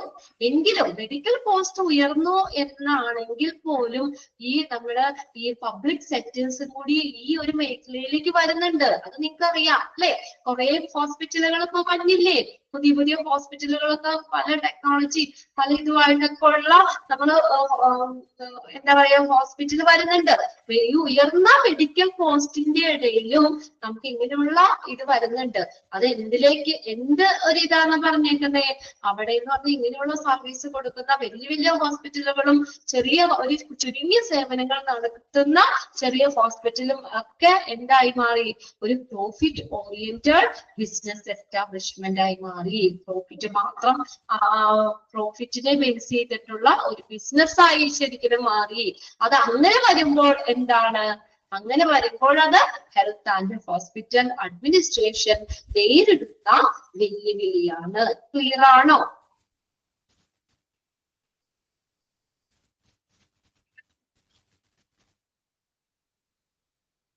ഓക്കെ, ഒന്ന് വായിച്ച് ഒന്ന് നോട്ട് ചെയ്യുക കേട്ടോ. ഒന്ന് മനസ്സിലാക്കി വെച്ചാൽ മതി. പിന്നെ അതിനകത്തൊരു സെന്റൻസ് ഞാൻ പറഞ്ഞത് സുപ്രീമസി ആർക്കാണെന്നുള്ളത് കൺസ്യൂമറിന് തന്നെയാണ്. നമ്മൾ നേരത്തെ പഠിച്ചിട്ടുണ്ട് അല്ലെ? ഹോസ്പിറ്റലിന് പേഷ്യന്റിനാണ് ഇമ്പോർട്ടന്റ് നമ്മൾ കൊടുക്കേണ്ടത്, കൺസ്യൂമറിനാണ്. അത് പ്രൊവൈഡ് ചെയ്യുന്നവരെക്കാളും അവിടുത്തെ പ്രൊസീജിയറിനേക്കാളും കൺസ്യൂമറിന് സുപ്രീമസി കൊടുക്കണം, മേൽക്കോയ്മ കൊടുക്കണം. ആ സെന്റൻസ് ഒന്ന് നോട്ട് ചെയ്യുക. ഇനി നോക്കി ഇവിടെ നമുക്ക് കുറച്ച് ചലഞ്ചസ് ആട്ടോ. ഇത് മൂന്നും എക്സാമിന് ചോദിക്കാറുണ്ട്. മൂന്നും നോട്ട് ചെയ്തിട്ടോ. പേഷ്യന്റ് സർവീസ് ചലഞ്ചസ്, പേഷ്യന്റിനെ കേന്ദ്രീകരിച്ചിട്ടുള്ള വെല്ലുവിളികള്, ഇന്റേണൽ ചലഞ്ചസ്, എക്സ്റ്റേണൽ ചലഞ്ചസ്. ഇവിടെ വേറൊന്നുമില്ല, ഡീറ്റെയിൽ ഒന്നും ഇല്ല. നമുക്ക് അതിനകത്ത് ചോദിക്കുന്നത് which of the following comes under patient service challenges? Patient service ചലഞ്ചിന് ഇൻക്ലൂഡ് ചെയ്യുന്നത് ഏത് അല്ലെങ്കിൽ ഇൻക്ലൂഡ് ചെയ്യാത്തത് ഏത് എന്നായിരിക്കും ക്വസ്റ്റ്യൻസ് ചോദിക്കുന്നത്. ഇത് ചോദിക്കാറുണ്ട് കേട്ടോ. എല്ലാവരും നോട്ട് ചെയ്തിട്ടോ. അത് patient service challenges, internal challenges, external challenges. Okay, patient service challenges അപ്പൊ എന്തിനെ കേന്ദ്രീകരിച്ചാണ്? പേഷ്യന്റിനെ കേന്ദ്രീകരിച്ചിട്ടുള്ള അല്ലെ? പേഷ്യന്റിനെ ഫോക്കസ് ചെയ്തിട്ടാണ്. അത് പേഷ്യന്റിന് നമ്മൾ ട്രീറ്റ്മെന്റ് ശരിയാ. പേഷ്യന്റിന് നമ്മൾ കൊടുക്കുന്ന ഒരു സർവീസ് ഇല്ലേ, അത് അതിനുള്ള വെല്ലുവിളികൾ. ഇപ്പൊ നമ്മൾ മര്യാദയ്ക്ക് അല്ലെങ്കിൽ നല്ല രീതിയിലുള്ള ഒരു സർവീസ് നമ്മൾ കൊടുത്തില്ലെങ്കിൽ ഹോസ്പിറ്റൽ നേരിടുന്ന വെല്ലുവിളി തന്നെയല്ലേ? നമ്മൾ ചെന്ന് പറയൂലേ, ആ ഹോസ്പിറ്റലിൽ ചെന്നിട്ട് മര്യാദയ്ക്ക് നോക്കണം കൂടി ഇല്ല, അല്ലെങ്കിൽ ആവശ്യത്തിനുള്ള ഫെസിലിറ്റി ഇല്ല, അല്ലെങ്കിൽ നമുക്ക് മര്യാദയ്ക്ക് ട്രീറ്റ്മെന്റ് തരുന്നില്ല. ഇതൊക്കെ അങ്ങനെയുള്ള ഒരു ഇത് വരുമ്പോൾ അത് പേഷ്യന്റിന് സെന്റേർഡ് ആണ് അല്ലെ? പേഷ്യന്റിനെ നമ്മൾ കെയർ ചെയ്യുന്ന പേഷ്യന്റ് സർവീസ് ചലഞ്ചസിൽ വരുന്ന ഈ കേന്ദ്രീകൃതമായിട്ടുള്ള വെല്ലുവിളികളിൽ വരുന്ന കാര്യം നോക്കി. Quality care. ഓക്കെ, എന്താ ഗുണമേന്മയുള്ള ഒരു പരിചരണം വേണ്ടേ? നമ്മൾ കൊടുക്കുന്ന ഹോസ്പിറ്റലിൽ നിന്ന് കൊടുക്കുന്ന കെയർ നല്ല ക്വാളിറ്റി ആയിരിക്കണം അല്ലെ? പരിചരണം എന്ന് പറഞ്ഞാൽ നല്ല ഒരു ഗുണമേന്മയുള്ള അല്ലേ, നല്ല ക്വാളിറ്റി കെയർ പ്രൊവൈഡ് ചെയ്യണം. ഇതിപ്പോ അങ്ങനെ നമ്മളിപ്പോ കൊടുക്കുന്ന കെയർ ക്വാളിറ്റി ഇല്ല, മോശമാണെങ്കിൽ ഹോസ്പിറ്റലിലേക്ക് പിന്നെ പോവോ? അപ്പൊ ഹോസ്പിറ്റലിന്റെ നിലനിൽപ്പിനെ ബാധിക്കൂലേ? ഹോസ്പിറ്റൽ നേരിടുന്ന ഒരു വെല്ലുവിളി തന്നെയല്ലേ അത് ക്വാളിറ്റി കെയർ. അത് എന്തിനെ കേന്ദ്രീകരിച്ചിട്ടാ? പേഷ്യന്റിനെ. അതാണ് മനസ്സിൽ വരുന്നത് കേട്ടോ. നമുക്ക് കൊടുക്കുന്ന പേഷ്യന്റിന് കൊടുക്കുന്ന കെയർ നല്ല ക്വാളിറ്റി ഉള്ളതായിരിക്കണം. രണ്ടാമത് നോക്കിയേ പേഷ്യന്റ് സാറ്റിസ്ഫാക്ഷൻ, പേഷ്യന്റിന്റെ സംതൃപ്തി. അത് നോക്കിയേ, നമ്മൾ ചെല്ലുന്നു, മരുന്ന് മേടിച്ചു പോരുന്നു, നമ്മൾ അവര് തന്ന ആ ഒരു ട്രീറ്റ്മെന്റിൽ നമ്മൾ സാറ്റിസ്ഫൈഡ് അല്ലെങ്കിൽ നമ്മൾ പറയൂലേ, നമ്മുടെ വീട്ടിൽ ചെന്ന് പറയൂലേ, ഓ അവിടെ നല്ലൊരു തൃപ്തിയില്ല, അല്ലെങ്കിൽ നമുക്ക് എന്താ പറയാ നല്ല പ്രോപ്പർ ആയിട്ട് നോക്കുന്നില്ല, അല്ലെങ്കിൽ കറക്റ്റ് സമയത്ത് മെഡിസിൻസ് കിട്ടുന്നില്ല, അല്ലെങ്കിൽ അവരെ ഡോക്ടർ കറക്റ്റ് സമയത്ത് നോക്കുന്നില്ല, ക്ലീനിങ് കറക്റ്റ് സമയത്ത് നടത്തുന്നില്ല. ഇങ്ങനെയൊക്കെ നമ്മൾ പല ഇതിനകത്ത് നമ്മൾ അവിടെ സാറ്റിസ്ഫൈഡ് അല്ലെങ്കിൽ ആ ഹോസ്പിറ്റലിൽ നേരിടുന്ന വെല്ലുവിളി തന്നെയല്ലേ? അല്ലേ?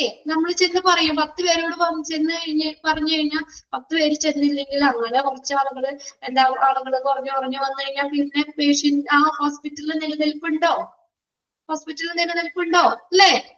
ഒരു മോശം ഒരു എന്താ ഹോസ്പിറ്റലിലെ ഗുഡ് വില്ലിനെ ബാധിക്കും. അപ്പൊ വരുന്ന പേഷ്യന്റ് സാറ്റിസ്ഫൈഡ് ആയിരിക്കണം ശരിക്കണം അല്ലേ? അല്ലെങ്കിൽ ഹോസ്പിറ്റല് നേരിടുന്ന ഒരു വെല്ലുവിളിയാണ് പേഷ്യന്റ് സാറ്റിസ്ഫാക്ഷൻ, പേഷ്യന്റിന്റെ സംതൃപ്തി. ആദ്യത്തെ എന്താ പറഞ്ഞേ? കൊടുക്കുന്ന കെയർ, ഹോസ്പിറ്റലിൽ നിന്ന് കൊടുക്കുന്ന കെയർ. രണ്ടാമത്തെ പേഷ്യന്റിന്റെ സംതൃപ്തി. അടുത്തൊക്കെ ന്യൂ ടെക്നോളജി വേണ്ടേ? പണ്ട് കാലത്തുള്ള സിസ്റ്റം വെച്ചോണ്ടിരുന്നാൽ നമ്മൾ ചെല്ലും ഹോസ്പിറ്റലില്. ഓരോ ദിവസം പുതിയ പുതിയ ടെക്നോളജിയാണ്.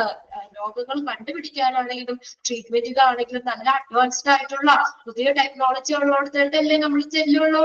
അതും എന്താണ് ഒരു പേഷ്യന്റ് സർവീസ് ചലഞ്ചിന് വരുന്നതാണ്. പേഷ്യന്റിന് നമ്മൾ കൊടുക്കുന്ന സേവനവുമായി ബന്ധപ്പെട്ട് വരുന്ന ഒരു വെല്ലുവിളിയാണ്. നല്ല ടെക്നോളജി വേണം, ന്യൂ ടെക്നോളജി, പുതിയ പുതിയ ടെക്നോളജികള്. സർവീസ് എക്സ്പാൻഷൻ, സേവന വിപുലീകരണം. സർവീസ് നമ്മൾ കുറച്ചും കൂടി എക്സ്പാൻഡ് ചെയ്യണം, കുറച്ചുകൂടി നല്ല സർവീസ് കൊടുക്കണം, അല്ലെ? Service expansion. പിന്നെ അടുത്താണ് ഓവർ ക്രൗഡിങ്, അമിത തിരക്ക്. അതൊരു പ്രശ്നം തന്നെയല്ലേ, അല്ലെ? Over crowding. നമ്മളിപ്പോ അതാണ് ഇങ്ങനെ ഓവർ ക്രൗഡ് ആവാതിരിക്കാനാണ് നമ്മൾ ഇപ്പൊ ഒരു ഹോസ്പിറ്റലിലേക്ക് അപ്പോയിന്റ്മെന്റ് എടുത്തു കഴിഞ്ഞാല് എന്താ പറയാ, നമ്മൾക്ക് നമ്പർ തരും, അല്ലെ? അപ്പൊ കറക്റ്റ് ഇന്ന ടൈമിൽ വരാൻ പറയും നമ്മളോട്. ഇപ്പൊ 11 മണിക്ക് എന്ന് പറയും, 11 മണിക്ക് ചെല്ലുമ്പോഴേ നമുക്ക് പെട്ടെന്ന് കണ്ടു പോരാ. ഇത് നമ്പറും ഇല്ല, ടോക്കൺ സിസ്റ്റം. ശരിയാ, ടോക്കൺ കൊടുക്കുന്നു. അപ്പൊ എന്ന് പറഞ്ഞാൽ നമുക്ക് എല്ലാ നമ്പർ അനുസരിച്ച് പോയി അധികം തിരക്കില്ലാതിരിക്കാനാണ്, അല്ലെ? അല്ലെങ്കിൽ എല്ലാ ഡിപ്പാർട്ട്മെന്റിലും ഓരോരുത്തർ കാണാൻ രാവിലെ തുടങ്ങി വന്നിരിക്കുകയാണെങ്കിൽ അവിടെ ഒരു ക്രൗഡ് ആവില്ലേ? അതും ഹോസ്പിറ്റല് നേരിടുന്ന വെല്ലുവിളി തന്നെയാണ്. അപ്പൊ പേഷ്യന്റ് സർവീസ് ചലഞ്ച് വൃത്തിയായിട്ട് പഠിച്ചു വെക്കാം. അപ്പൊ നിങ്ങൾക്ക് ഇതിനകത്ത് എന്താ പറയുക, ഇതിനകത്ത് 2 പഠിച്ചാൽ മതി. 2 പഠിച്ചു കഴിഞ്ഞാൽ 3ാമത് നിങ്ങൾക്ക് തന്നെ എഴുതാൻ പറ്റും. അതായത് അതിൽ ഇൻക്ലൂഡ് ചെയ്യുന്നതാണോ ഇൻക്ലൂഡ് ചെയ്യുന്നതല്ലയോ എന്ന് വെച്ചാൽ ഐഡന്റിഫൈ ചെയ്യാലോ. ഇപ്പൊ പേഷ്യന്റ് സർവീസ് ചലഞ്ച് 5 നമ്മൾ പറഞ്ഞത്. അത് 5 തറവാക്കി വെച്ച് കഴിഞ്ഞാൽ ഇൻക്ലൂഡ് ചെയ്യുന്നതാണോ ഇൻക്ലൂഡ് ചെയ്യുന്നതല്ലയോ എന്ന് നോക്കി അറിയാൻ പാടില്ലേ, അല്ലേ? അപ്പൊ അതിനകത്ത് എളുപ്പമുള്ളത് പഠിച്ചു വയ്ക്കുക കേട്ടോ. ഫുള്ള് ബൈഹാർട്ട് ചെയ്യണ്ട. ഇത് ചോദിക്കും, ഉറപ്പായിട്ട് ചോദിക്കുന്നതാണ്. Quality care, patient satisfaction, new technology, service expansion, over crowding. ഇതെല്ലാം പേഷ്യന്റ് സർവീസ് ചലഞ്ചിൽ വരുന്നതാണ്. ക്വസ്റ്റ്യൻ മനസ്സിലായില്ലേ? Which of the following is included in patient service challenges, അല്ലെങ്കിൽ not included in patient service challenges. അതിന്റെ കീഴിലുള്ള 5 പോയിന്റ് പഠിച്ചു വെക്കാം. ഇനി അടുത്ത് നോക്കിയേ, ഇന്റേണൽ ചലഞ്ചസ്. അത് ഇത്തിരി വലുതാണ്, അപ്പൊ അതുകൊണ്ട് അധികം നോക്കണ്ട. നമുക്ക് കുറച്ചുള്ളത് 2 പഠിച്ചു വെക്കാം. 2 കുറച്ചുള്ളത് പഠിച്ചു വെച്ച് കഴിഞ്ഞാൽ ഇന്റേണൽ ചലഞ്ചസിൽ വന്നതാണോ അല്ലയോ എന്ന് ചോദിച്ചാലും എഴുതാലോ. ഇത് 2 അല്ലെങ്കിൽ ആണെന്നറിയാലോ, അല്ലെ? അത് എളുപ്പത്തിന് ആ 2 പേഷ്യന്റ് സർവീസ് ചലഞ്ചസും എക്സ്റ്റേണൽ ചലഞ്ചസും എളുപ്പമാണ്, കുറച്ചുള്ളൂ. അപ്പൊ അത് 2 ബൈഹാർട്ട് ചെയ്ത് പഠിച്ചു വെക്കാം. അപ്പൊ നമുക്ക് എല്ലാത്തിലും ഏത് ചോദിച്ചാലും ആൻസർ ചെയ്യാൻ പറ്റും. നോക്കി, ഇന്റേണൽ ചലഞ്ചസ് പോയിന്റ്സ് മാത്രം പഠിച്ചാൽ മതി കേട്ടോ, ഡീറ്റെയിൽ ഒന്നും വേണ്ട. എന്തൊക്കെയാണ് ഒരു ഇന്റേണൽ ചലഞ്ചസ് വരുന്നത്? Quality management. വലിയൊരു കാര്യല്ലേ ക്വാളിറ്റി മാനേജ്മെന്റ്. ഗുണമേന്മ, ഗുണനിലവാരം, അല്ലെ? ക്വാളിറ്റി മെയിൻറ്റെയിൻ ചെയ്യണം. എല്ലാ ഇതും ഇന്റേണൽ ഹോസ്പിറ്റലിനുള്ളിൽ ഉള്ള എല്ലാ ഇടങ്ങളിലുമുള്ള ഒരു ക്വാളിറ്റി മാനേജ്മെന്റ്, ഗുണനിലവാരം കൈകാര്യം ചെയ്യുക മാനേജ്മെന്റ് എന്നുള്ളതാണ്. കോസ്റ്റ് കണ്ടെയ്ൻമെന്റ് ആണ് ഫിനാൻസ് കൺസ്ട്രെയിൻസ്, ചെലവ് നിയന്ത്രണവും സാമ്പത്തിക പരിമിതിയും. ഇതും ഇന്റേണൽ ചലഞ്ചസിൽ വരുന്ന കേട്ടോ. കോസ്റ്റ് കണ്ടെയ്ൻമെന്റ്, ചെലവ് നിയന്ത്രണവും സാമ്പത്തിക പരിമിതിയും. ഫിനാൻഷ്യൽ കൺസ്ട്രെയിൻസ്, ചെലവ് നിയന്ത്രണവും സാമ്പത്തിക പരിമിതിയും. ലീഡർഷിപ്പ് മോട്ടിവേഷൻ, നേതൃത്വ പ്രചോദനം. Leadership motivation. അടുത്ത നോക്കിയേ, modern information technology. IT. Modern information technology. അടുത്താണ് കോമ്പറ്റേറ്റീവ് മാർക്കറ്റ്. കോമ്പറ്റേറ്റീവ് എന്ന് പറഞ്ഞാൽ എന്താ? മത്സര ബുദ്ധിയുള്ള. Competitive market, competitive market. അടുത്ത് നോക്കിയേ, പവർ ക്രൈസ്, അധികാര ആവേശം. പവർ ക്രൈസ്, അധികാര ആവേശം. അടുത്തൊക്കെ മാൻ പവർ മാനേജ്മെന്റ്.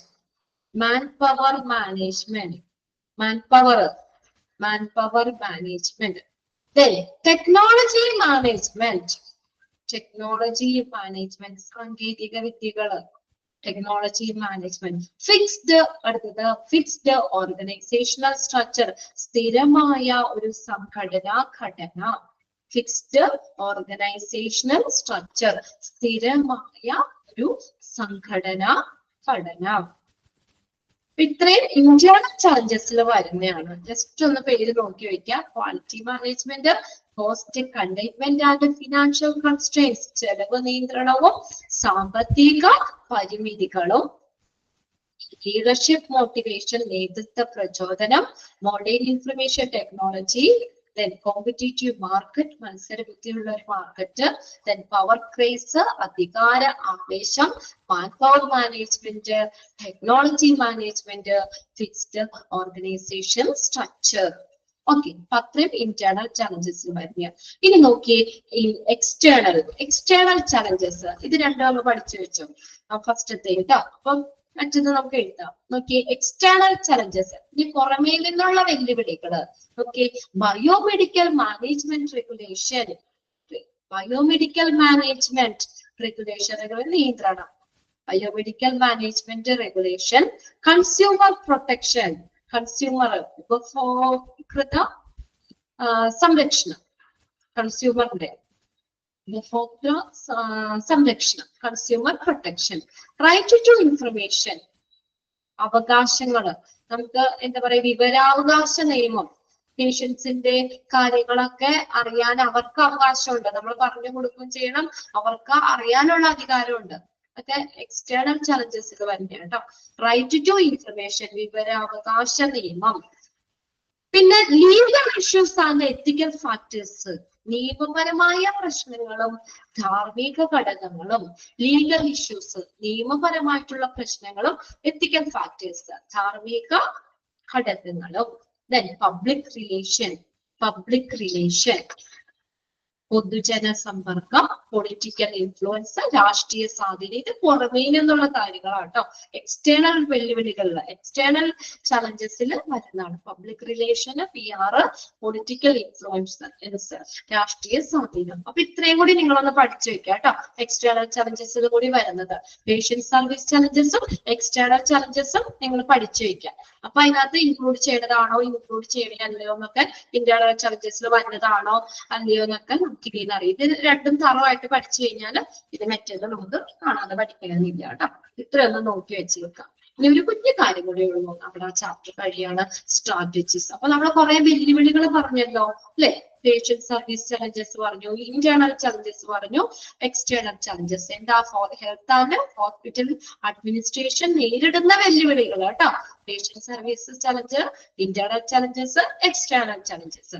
ഇനി നമുക്ക് സ്ട്രാറ്റജീസ്, തന്ത്രങ്ങൾ എന്തൊക്കെയാണ് ടു മീറ്റ് ദ ചലഞ്ചസ്. ഈ ചലഞ്ചുകളെ നേരിടാനുള്ള വെല്ലുവിളികള്, അതിനെ മീറ്റ് ചെയ്യാനുള്ള, നേരിടാനുള്ള വെല്ലുവിളികൾ എന്തൊക്കെയാണ്? ചലഞ്ചസിനെ നമുക്ക് നേരിടാനുള്ള സ്ട്രാറ്റജീസ്, തന്ത്രങ്ങൾ കേട്ടോ.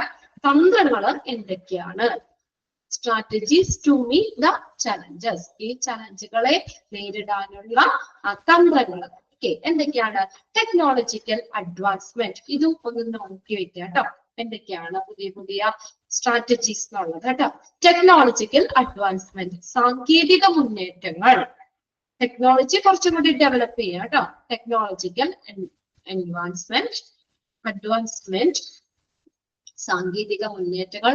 പവർ ഷെയറിംഗ്, അധികാരം പങ്കിടൽ, പവർ ഷെയറിംഗ്.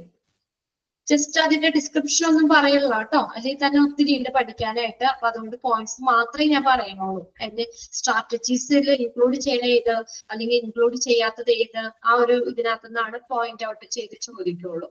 അപ്പൊ അത് ഏതാണെന്ന് മാത്രം ഒന്ന് ഐഡന്റിഫൈ ചെയ്താൽ മതി. ഇതിന്റെ ഡീറ്റെയിലേക്ക് പോണില്ല. ഓക്കെ, പവർ ഷെയറിംഗ്, അധികാര പങ്കിടല്. അവാർഡ്സ് ആൻഡ് പണിഷ്മെന്റ്, അടുത്ത അവാർഡുകള് അല്ലെ. നല്ല നല്ല കാര്യങ്ങൾക്ക് അവാർഡുകൾ കൊടുക്കാം, അല്ലെങ്കിൽ എന്തെങ്കിലും മോശം കാര്യങ്ങളൊക്കെ ചെയ്താൽ എന്തെങ്കിലും പണിഷ്മെന്റ് കൊടുക്കാം അല്ലെ. Awards and punishment. Then increase efficiency, കാര്യക്ഷമത വർദ്ധിപ്പിക്കുക. ഇൻക്രീസ് എഫിഷ്യൻസി വർദ്ധിപ്പിക്കുക, കാര്യക്ഷമത വർദ്ധിപ്പിക്കുക. ഇൻക്രീസ് എഫിഷ്യൻസി, കാര്യക്ഷമത വർദ്ധിപ്പിക്കുക. Improve patient safety and care, improve patient safety, പേഷ്യൻസിന്റെ സുരക്ഷ ഇംപ്രൂവ് ചെയ്യുക. അതുപോലെ പരിചരണവും, സുരക്ഷയും പരിചരണവും. Improve patient safety and care. പേഷ്യൻസിന്റെ സേഫ്റ്റിയും കെയർ പരിചരണം ഒക്കെ ഇംപ്രൂവ് ചെയ്യുക. അപ്പൊ അവര് സാറ്റിസ്ഫൈഡ് ആവും അല്ലെ. ആ ഒരു വെല്ലുവിളിനെ നമുക്ക് നേരിടാൻ പറ്റും. പേഷ്യൻസ് നല്ല കെയർ കൊടുക്കുക, പേഷ്യന്റ് സുരക്ഷ ഇംപ്രൂവ് ചെയ്യുക. അപ്പൊ പേഷ്യന്റ് ഓൾറെഡി അവിടെ സാറ്റിസ്ഫൈഡ് ആയിരിക്കും. അപ്പൊ ആ ഒരു എന്താ പറയാ, നമുക്ക് ആ പേഷ്യന്റ് സാറ്റിസ്ഫാക്ഷൻ എന്ന് പറഞ്ഞ ആ ചലഞ്ചിനെ നമുക്ക് നേരിടാൻ പറ്റും. അതിന് വേണ്ടിയിട്ടുള്ള തന്ത്രങ്ങളാട്ടെ ഈ പറഞ്ഞേക്കണം, സ്ട്രാറ്റജീസ് ആണ്.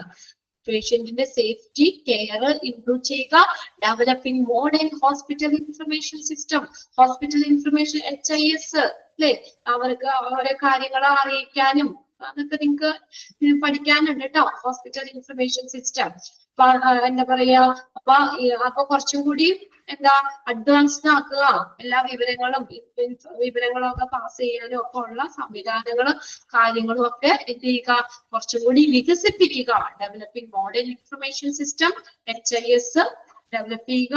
then making of hospital service, marketing of hospital services, hospital service സേവനങ്ങളുടെ marketing.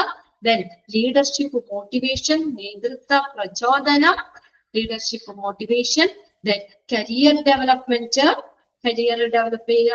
then reorientation training for സ്റ്റാഫുകൾക്കുള്ള റീഓറിയന്റേഷൻ ട്രെയിനിങ്, സ്റ്റാഫുകൾക്കുള്ള ഒരു എന്താ റീഓറിയന്റേഷൻ, പുനഃക്രമീകരണ ട്രെയിനിങ്. അതായത് അവർക്ക് കുറച്ചും കൂടി ട്രെയിനിങ്ങും കാര്യങ്ങളൊക്കെ ആ ഒരു അവരുമായി ബന്ധപ്പെട്ട ഫീൽഡിൽ കൊടുക്കുക കേട്ടോ. പുനഃക്രമീകരണ പരിശീലനങ്ങൾ, റീഓറിയന്റേഷൻ ട്രെയിനിങ് ഫോർ സ്റ്റാഫുകൾക്കുള്ള പുനഃക്രമീകരണ പരിശീലനങ്ങൾ.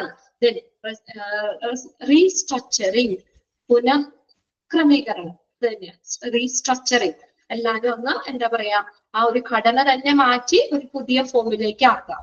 റീസ്ട്രക്ചറിങ്, പുനഃക്രമീകരണം. അടുത്ത് നോക്കിയേ, ക്ലിയർ കട്ട് റെസ്പോൺസിബിലിറ്റീസ്, വ്യക്തമായ ഉത്തരവാദിത്തങ്ങൾ.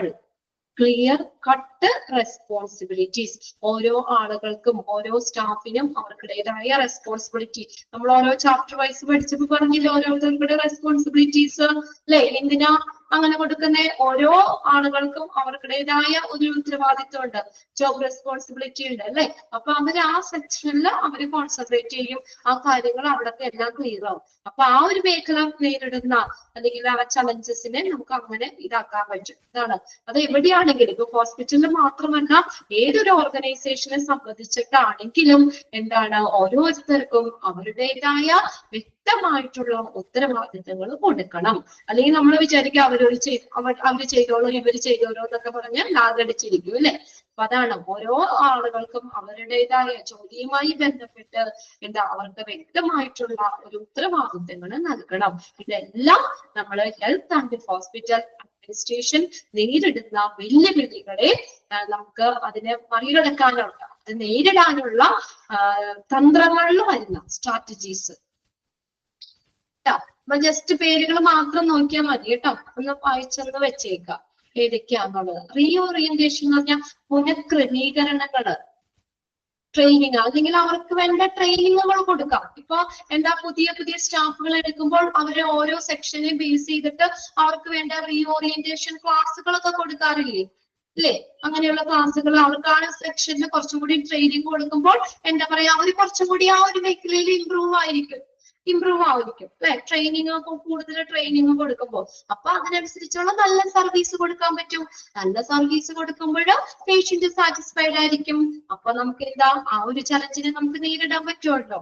ഇതാണ് റീഓറിയന്റേഷൻ ട്രെയിനിങ് ഫോർ സ്റ്റാഫുകൾക്കായിട്ടുള്ള ട്രെയിനിങ്ങുകൾ, റീഓറിയന്റേഷൻ ക്ലാസ് എന്നൊക്കെ കേട്ടിട്ടില്ലേ. അതാ ക്ലിയർ കട്ട് റെസ്പോൺസിബിലിറ്റി എന്ന് വെച്ചാൽ ഓരോരുത്തർക്കും അവരുടേതായിട്ടുള്ള വ്യക്തമായിട്ടുള്ള ഒരു ഉത്തരവാദിത്തങ്ങൾ കൊടുക്കുക.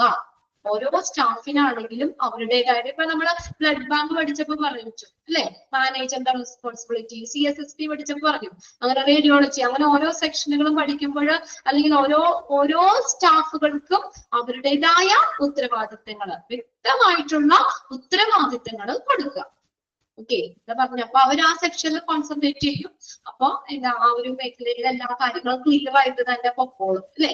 നല്ലോണം ക്വാളിറ്റി മെയിൻറ്റെയിൻ ചെയ്ത് നമ്മൾ പ്രോപ്പറായിട്ട് എല്ലാ കാര്യങ്ങളും ചെയ്തോളും. അപ്പൊ ആ ഒരു സെക്ഷനിൽ അവിടെ നിന്ന് വരുന്ന ആ വെല്ലുവിളികളെ നമുക്ക് നേരിടാൻ പറ്റും. അതാണ് ഓരോരുത്തർക്കും വ്യക്തമായിട്ടുള്ള ഉത്തരവാദിത്തങ്ങൾ, അവരുടെ റെസ്പോൺസിബിലിറ്റി, വ്യക്തമായ ഉത്തരവാദിത്തങ്ങൾ കൊടുക്കുക എന്നുള്ളത്. ഓക്കെ, അതിന്റെ ഇതൊന്ന് വായിച്ചാൽ മതി കേട്ടോ. ഇതോടുകൂടി നമ്മുടെ ചാപ്റ്റർ ഒന്ന് കഴിഞ്ഞു. ഇതിനകത്ത് ഡീറ്റെയിൽ ഒന്നും ഇല്ല, അതൊക്കെ കീഴിൽ വരുന്ന പോയിന്റ്സ് മാത്രം ഒന്ന് ഐഡന്റിഫൈ ചെയ്യാൻ പഠിച്ചു വെച്ചേക്കുക കേട്ടോ. ഓക്കെ, ക്ലാസ് വൈൻഡപ്പ് ചെയ്യാണ്. അടുത്തത് നമുക്ക് പുതിയ ചാപ്റ്റർ തുടങ്ങാം കേട്ടോ. Quality management. എല്ലാ ചാപ്റ്റർ ഇതുപോലെ ഇത്തിരി ലെങ്തിയുമാണ്, ഇത്തിരി വലിയ വലിയ ചാപ്റ്ററുകളാണ്, വലുതുമാണ്, ഇത്തിരി ബുദ്ധിമുട്ടാണ്. പക്ഷെ ഇമ്പോർട്ടന്റ് സെക്ഷനുകളിൽ തന്നെ നിങ്ങൾ കോൺസെൻട്രേറ്റ് ചെയ്ത് പഠിക്കുക കേട്ടോ. അപ്പൊ ഇനി നമ്മൾ പറഞ്ഞ ചലഞ്ചസുകൾ 3 പഠിക്കണം. അതും 3 ചോദിക്കാറുണ്ട്. പിന്നെ ഇതുപോലെ തന്നെ സ്ട്രാറ്റജീസും എക്സാമിന് ചോദിക്കാറുണ്ട് കേട്ടോ. അതും ഒന്ന് നോട്ട് ചെയ്ത് വെച്ചു. ഓക്കെ, നമുക്ക് താങ്ക് യു. നമുക്ക് നെക്സ്റ്റ് ക്ലാസ്സിൽ കാണാം കേട്ടോ. പുതിയ ചാപ്റ്റർ എടുക്കാം. Okay, by.